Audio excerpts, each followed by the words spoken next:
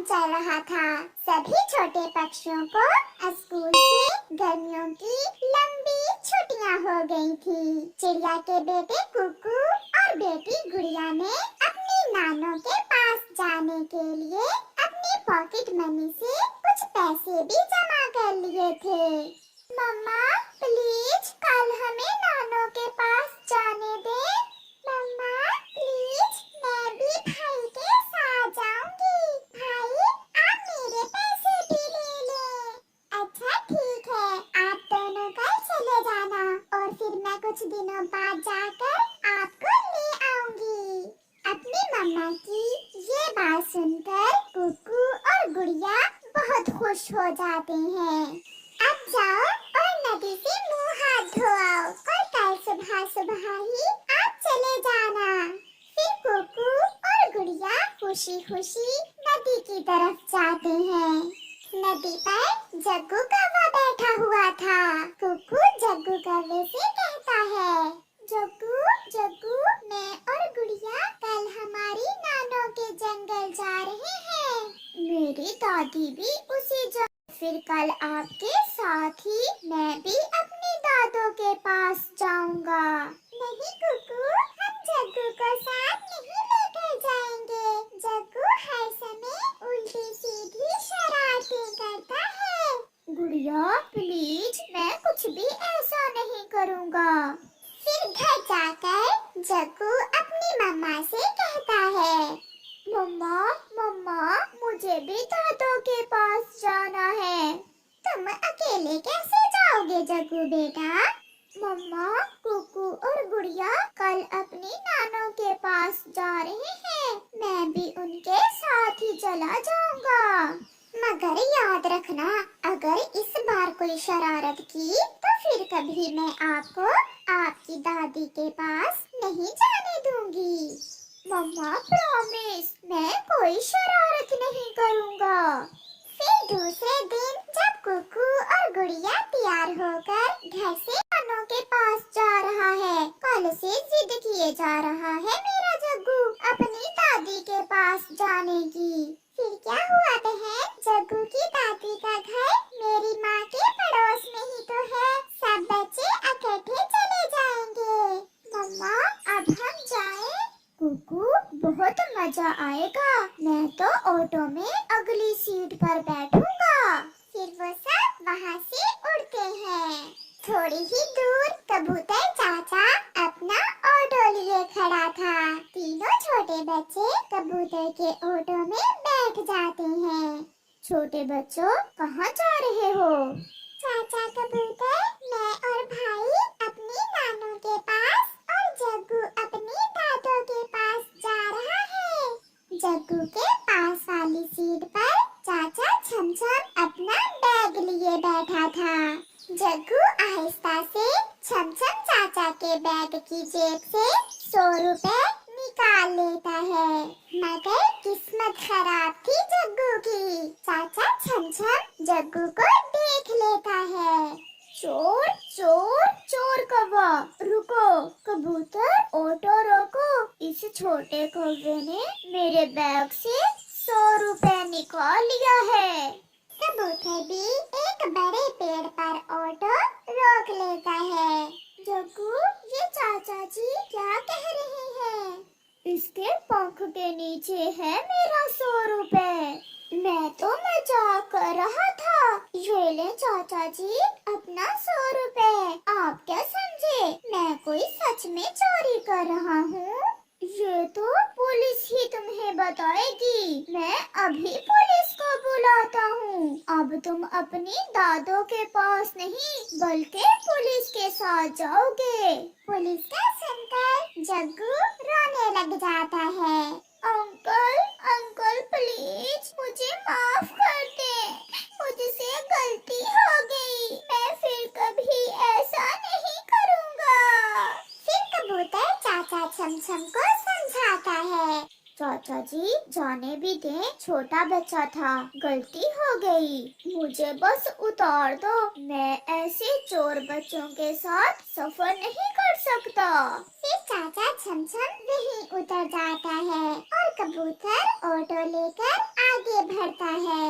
देखा कुकू, तुम्हारे इस दोस्त की वजह से हमें चोर बच्चे सुनना पड़ा, मगर जग्गू चुप करके बैठा रहता है। फिर पच्छम वाला जंगल आ जाता है। कहाँ उतरना है बच्चों? अंकल, बेरी के बड़े पेड़ पर उतार दे।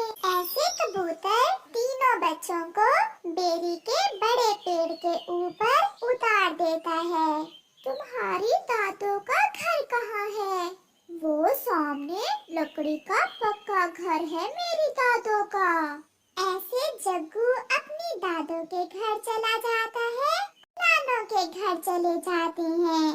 आगे मेरे बच्चे, ये लो बच्चों, ठंडा ठंडा लाल शरबत पियो। कुकू और गुड़िया ठंडा ठंडा लाल शरबत पीते हैं। नानो, हमारे आम पक गए हैं। हाँ बच्चों, आम तो पक गए हैं, मगर हम खेतों में कल जाएंगे, अब तो शाम होने वाली है। अरे ये क्या, दादो के घर को तो ताला लगा हुआ है, लगता है दादो कहीं गई हुई होंगी। मैं ऐसा करता हूँ, थोड़ी देर कुकू की नानों के घर ही चला जाता हूँ। फिर जग्गू कौवा कुकू की नानों के घर चला जाता है। कुकू यार, मेरी दादो के घर के बाहर तो बड़ा ताला लगा हुआ है, क्या ये कालू कौवे का बेटा है? हाँ नानो, ये जग्गू है, कालू अंकल का बेटा। बेटा, आपकी दादो बाजार गई हुई है, मुझे थोड़ी देर पहले मिली थी। आप ये ठंडा शरबत पिए और अपने दोस्तों से खेलें। जब आपकी दादो आए तो घर चले जाना। फिर जग्गू ठंडा लाल शरबत पीता है। बच्चों, मैं बाजार से सब्जी लेकर आती हूँ, आप घर में ही रहना, कहीं बाहर न जाना। ठीक है नानो, हम फुटबॉल से खेल लेते हैं। नानो बाजार चली जाती है। जग्गू, चलो खेलते हैं। मैं तो बहुत थका हुआ हूँ, मैं तो सोने लगा हूँ, तुम खेलो। ऐसे कुकू और गुड़िया फुटबॉल से खेलने लगते हैं, मगर जग्गू तो कालू कौवे का बेटा था, वो तो हर समय किसी न किसी शरारत में रहता। वो आहिस्ता से कुकू की नानों का संदूक खोलकर उसमें से कुकू की नानों की ऐनक और कुछ पैसे चुरा लेता है। वो ये चीजें अपने पंख के नीचे छुपा लेता है। कुकू, अब मैं चलता हूँ, मेरी दादी आ गई होंगी। फिर जग्गू वहाँ से चला जाता है।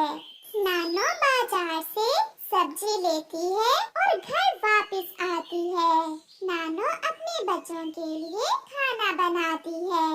नानो, मैं खाना बनाने में आपकी मदद करूँ? नहीं बेटी, आप खेलो, मैंने खाना बना लिया है। फिर वो सब खाना खा लेते हैं और फिर नानो जैसे ही अपना संदूक खोलती है तो उसमें उसकी ऐनक नहीं थी और उसका सामान भी बिखरा पड़ा था। गुड़िया बेटी, मेरे पीछे से आपने संदूक तो नहीं खोला? इसमें मेरी ऐनक और पैसे नहीं है। कुकू, देखा, आपका दोस्त जग्गू कौवा फिर काम दिखा गया।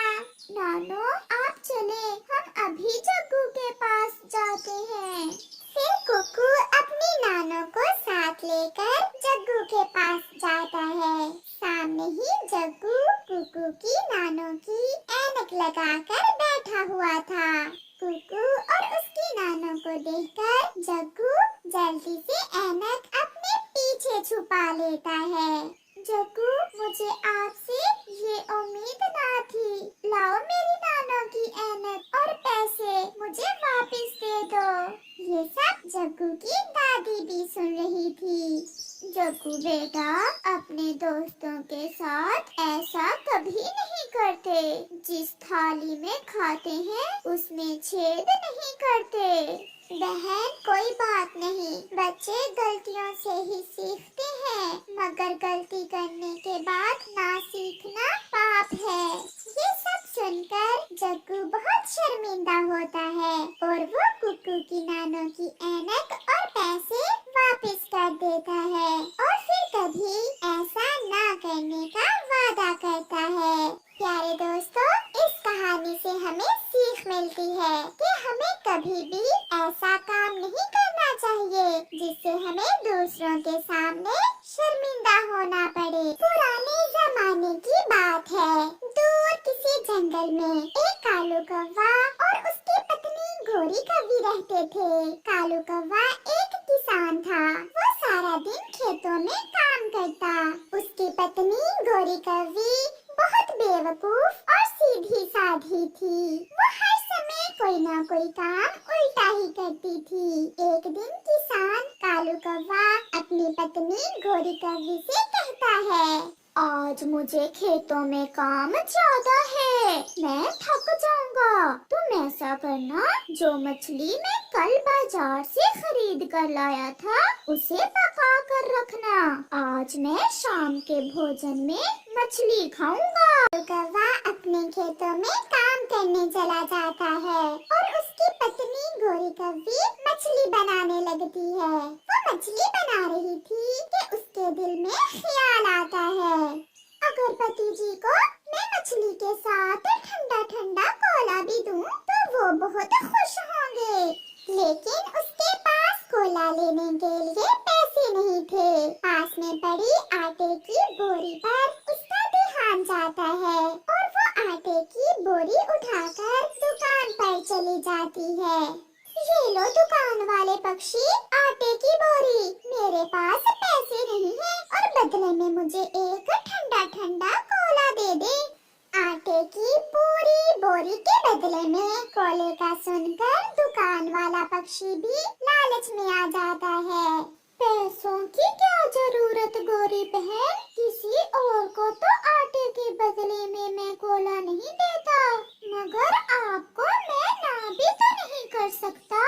फिर दुकान वाला पक्षी गोरी कौवी को आटे की बोरी के बदले में एक कोला दे देता है, जिसे लेकर जब गोरी कौवी वापस घर लौट रही थी तो उसके दिल में ख्याल आता है, हाय मैं मर गई, मैंने मछली जलती हुई आग पर रखी थी, कहीं मेरी मछली जल ही ना गई हो। ऐसा सोचते हुए गोरी कौवी तेजी से अपने घर की तरफ भागती है।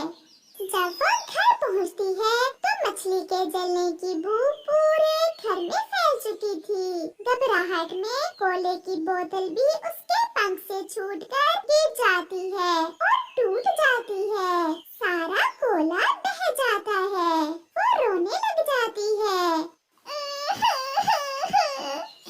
मैं जो भी करती हूँ गलत ही होता है। अब मैं अपने पति को खाने में क्या दूंगी? मछली भी जल गई और कोला भी टूट गया। शाम भी हो जाती है। बहुत थक गया हूँ, आज तो काम ने थका दिया। चलो घर जाकर स्वादिष्ट मछली खाता हूँ। मछली का ख्याल करते ही कालू कौवे के मुंह में पानी आने लगता है और वो अपने घर वापस लौटता है। वो जैसे ही घर आता है तो फर्श गीला था और घर से किसी चीज के जलने की बू आ रही थी। गोरी, गोरी कहाँ हो? ये क्या चल रहा है? पति जी, मुझे माफ करना, मैं आपको स्वादिष्ट मछली ना खिला सकी। मैं आपके लिए ठंडा ठंडा कोला लेने गई थी कि पीछे से मछली जल गई। ये सुनकर कालू किसान बहुत गुस्से में आ जाता है। मुझे पहले ही पता था कि तुम कुछ गलत ही करोगी। लाओ अब वो ठंडा कोला ही दे दो। वो तो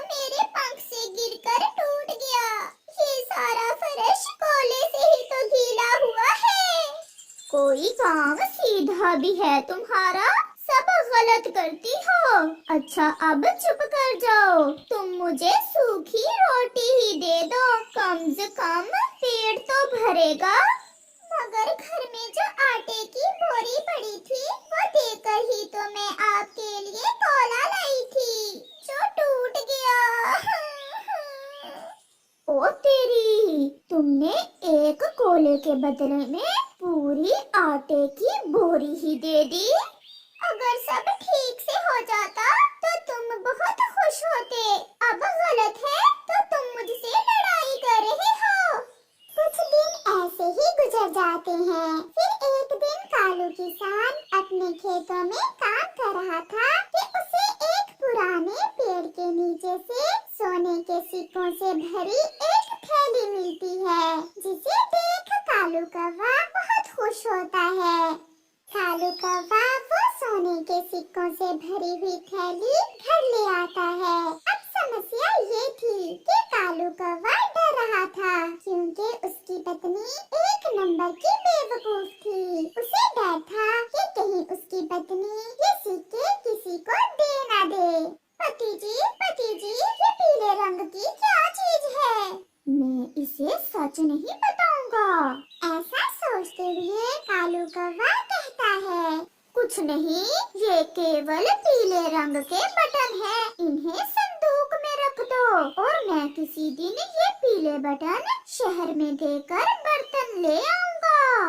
फिर कालू कौवा भोजन खाता है और सो जाता है। कुछ दिन ऐसे ही गुजर जाते हैं। कबूतर और कबूतरी मिट्टी के बर्तन बेचते थे। वो बर्तन बेचते बेचते गोरी कौवी के घर के पास आते हैं। बर्तन लो, बर्तन, मिट्टी के बर्तन। पति जी के पास तो शहर जाने का समय ही नहीं है। मैं ऐसा करती हूँ, ये पीले बटन देकर इन कबूतरों से ही मिट्टी के बर्तन ले लेती हूँ। ऐसा सोचते हुए गोरी कौवी वो सोने के सिक्कों वाली थैली उठाकर ले जाती है। कबूतर भैया, क्या आप मुझे इन पीले बटनों के बदले में कुछ बर्तन दे देंगे? पति जी, ये तो सोने के सिक्के हैं। क्या ये कौवी पागल है जो इन्हें पीले बटन बोल रही है? क्यों नहीं, लाओ आप ये पीले बटन मुझे दो और ये सारे ही बर्तन तुम रख लो। फिर कबूतर अपने मिट्टी के बर्तन गोरी को देते हैं और सोने के सिक्कों वाली थैली लेकर वहाँ से चले जाते हैं। शाम को जब गोरी कौवी का पति कालू कौवा घर वापिस आता है तो घर में हर तरफ मिट्टी के बर्तन ही बर्तन देखकर हैरान हो जाता है। मुझे पता है पति जी, आप इतने हैरान क्यों हैं? मेरे मिट्टी के बर्तन देखकर हैरान है ना आप? हाँ, मगर ये इतने ढेर सारे मिट्टी के बर्तन आए कहाँ से? जो पीले बटन आपने मुझे दिए थे, मैंने वो बटन देकर मिट्टी के बर्तन ले लिए। ये सुनकर कालू कौवा तो सर पकड़कर बैठ जाता है। गोरी, वो तो सोने के सिक्के थे। मैंने तुम्हें इसलिए नहीं बताया था कि कहीं तुम कोई गड़बड़ ना कर दो, और तुमने वही किया जिसका मुझे डर था। चलो अब ढूंढे उन लुटेरों को। फिर वो दोनों पति पत्नी कबूतरों को ढूंढने निकल जाते हैं। रात हो जाती है और वो थक हार कर एक पेड़ पर बैठ जाते हैं। मेरा क्या कसूर है पति जी?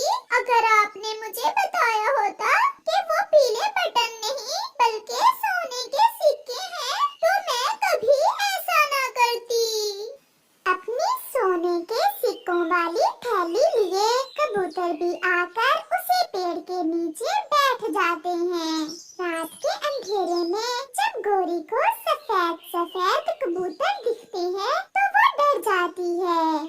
बचाओ, बचाओ, भूत, पेड़ के नीचे भूत है। कबूतर जैसे ही भूत भूत की आवाज सुनते हैं तो वो भी डरकर वहाँ से भाग जाते हैं और सोने के सिक्कों वाली थैली वहीं छोड़ जाते हैं, जिसे कालू कौवा